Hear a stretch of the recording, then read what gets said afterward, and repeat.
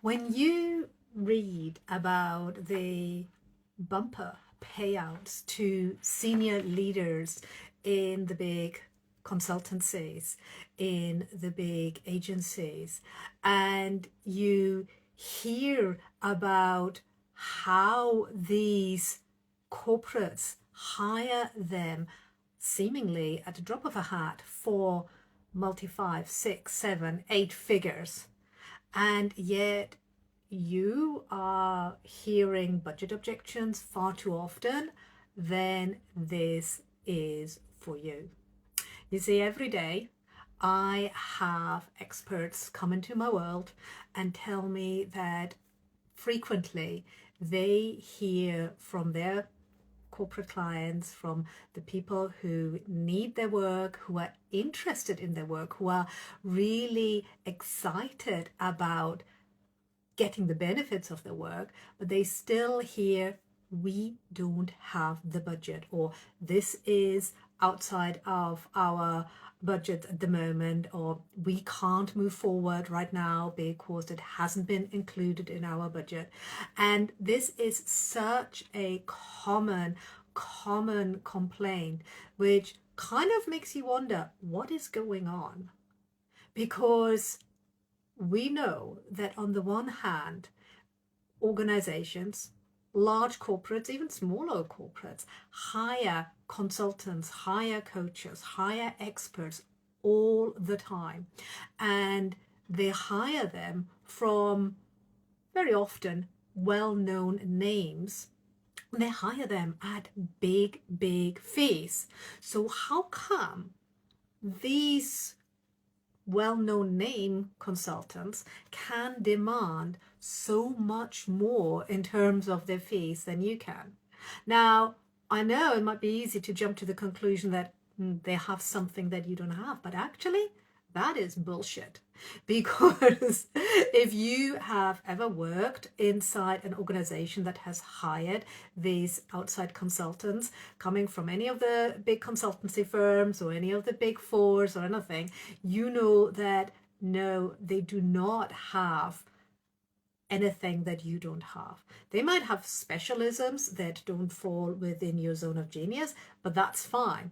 They hire people who do exactly what you do and are probably less experienced than you are, probably have achieved lower levels of results for their clients, particularly long-term results, than you have, and yet they still command much higher fees. So no wonder why people go, what is going on? Why does that keep happening? Well, in this session today, I'm going to break down exactly why this happens and what you can do to address this imbalance, to address this fact that you keep hearing budget objections and you keep hearing, we don't have the money for this, whereas you know that they actually do. And just in case that you don't know that they do, trust me, former CFO here, corporates do have the budget to hire you. There is no such thing as not having that 4, 5, or even 6-figure budget available for your programs as long as it delivers bigger benefits than the fees that you want to charge. It is as simple as that. How do I know? Well, because I know for a fact that corporates can move budgets around. And they do every single day. When I was CFO, I was frequently asked by my peers in the boardroom whether we could release some budget from one pot to go into another pot, just so that we would have budgets available for a particular project they wanted to take forward, for a particular investment that they wanted to make. And guess what? When the business case, aka the case of showing me as a CFO that yes, this investment in, say, a particular training or a particular coaching program would give us greater results, then of course we would make that budget available. There is no such thing as there not being budget for your 4-figure workshop, 5-figure 2-day event, even 6-figure 6-month coaching program. The budgets are available. It's a matter of accessing them. And this is where we come in, because coming back to that imbalance, the fact that some organizations can charge crazy high rates. In fact, some organizations, I won't name too many, but if you look at the big 4 consultancies, if you look at the likes of McKinsey, that regularly, frequently, if not as a standard, charge out their junior analysts at 25 to 27K a week. And they get paid it all the time. That just goes here to show that corporates will pay the high tickets under certain circumstances. Because let's face it, those analysts, those junior analysts who are just out of college or just out of university, they might have access to the knowledge of McKinsey, but if you ever worked with them, you know that it's not exactly like brain surgery. It's barely rocket science. In any case, you have got that kind of expertise in spade. You have so much more. So you should absolutely be able to charge higher fees. And the reason why you are not right now is not because there is expertise lacking or because there is some magic formula that you're missing in your pricing. It comes down to the fact that you need to demonstrate not just your expertise, but the value of your work. Now, we will break that down because it's a very easy statement to make, to say, oh, demonstrate the value of your expertise. There are particular ways of doing this that will actually help you win more clients and charge those much higher fees. You see, most consultants, all these experts that come to me and say, I want to take my consulting, my coaching into the corporate world, most of them believe that it's about your expertise, that demonstrating your expertise is what makes corporates buy. So you demonstrate your expertise, you talk a little bit about the benefits that your work brings, and if you're really good, you break it down in the ROI, and that's enough. But it actually isn't, because corporates don't want to hire expertise. If it was just about expertise, we'd be booked out until the next millennia, right? That is not where the secret lies. The secret lies in you addressing a few points. It goes without saying, if you've been in my world for 2 seconds, you know that I talk about that you need to address their high value priorities. But I want to dig a little bit into what that means, particularly the priority bit. The priority bit has to be that it's a priority right now. They must solve the issue that your work helps to solve. They must need to solve it now, not in 6 months' time, not in 3 years' time, because if it's not a priority now, they will not buy. They will not hire you. They don't have time to muck about with things that are not a priority.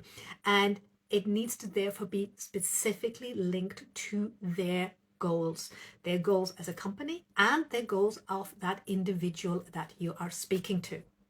And here is a subtle aspect, a subtle angle that I've not talked about that often, which is that corporate leaders are very, very risk averse. So in addition to being clear on that you address their high value priority and that you have expertise, you also need to give them certainty and a feeling of safety. basically what it breaks down to is it needs to feel to them safer to hire you than not to hire you. To make the decision to say yes to you needs to feel the safer option compared to not hiring you. So what that means is you need to be very, very clear in your messaging of what you do. Don't leave it up to them to have to connect dots. Don't give them a vague statement where they need to say, okay, how does that fit to my current high value priorities? And why do I need to solve this issue now? No, you need to be very, very clear in your messaging what you do and what it does for them. You also, in that messaging, and this is where it gets intricate, you need to give them comfort. So you need to give them the feeling of safety by speaking to them in ways that they can recognize. This is where it comes into having industry knowledge, maybe even, and I hate to say it, but maybe even using a tiny bit of relevant industry jargon. Definitely being very clear of what's going on in that industry so that they feel that you really understand them. That will help you give them the factor of feeling, they know you, they know that you understand them, and that feeling of safety. We also then want to give them a feeling of certainty. And that certainty comes in the way you present. When I say present, I mean it in inverted commas. I mean it in all your interaction, how you present yourself. You want to give them a feeling of certainty, meaning that you present your message with clarity and confidence. Things such as, you want to avoid vague statements such as, oh, my unique framework improves leadership for your sales teams. What does that mean? That's not certainty. But if you go in and can say, well, my framework that I have tested with companies in your industry, and obviously you want to use the actual industry they're in, and we have seen a 30% increase in staff retention over a 6-month period, that projects certainty.